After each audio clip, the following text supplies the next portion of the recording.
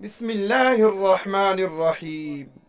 کہتے ہیں کہ ایک دن شیطان بیٹھا رسیوں کے پھندے تیار کر رہا تھا۔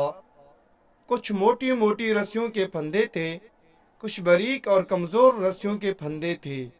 وہاں سے ایک علم والے کا گزر ہوا تو اس نے شیطان سے پوچھا، ارے او دشمن انسان، یہ کیا کر رہے ہو؟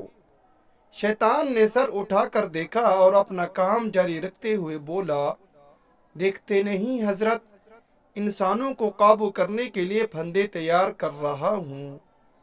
ان حضرت نے پوچھا، یہ کیسے پھندے ہیں؟ کچھ موٹے، کچھ ہلکے۔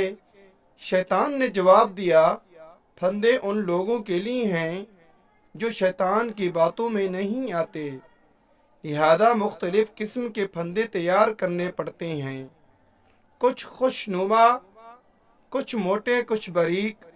ان حضرت کے دل میں تجسس پیدا ہوا، پوچھا، کیا میرے لیے بھی کوئی پھندا ہے؟ شیطان نے سر اٹھا کر مسکراتے ہوئے کہا، آپ علم والوں کے لیے مجھے پھندے تیار نہیں کرنے پڑتے، آپ لوگوں کو تو میں چٹکیوں میں گھیر لیتا ہوں، علم کا تکبر ہی کافی ہے آپ لوگوں کو پھانسنے کے لیے۔ ان حضرت نے حیران ہو کر پوچھا، پھر یہ موٹے پھندے کس کے لیے ہیں؟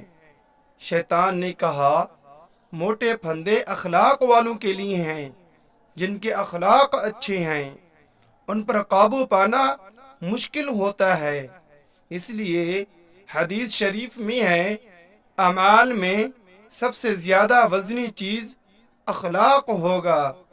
اللہ ہم سب کو بہترین اخلاق والا بنا دے، آمین یا رب العالمین۔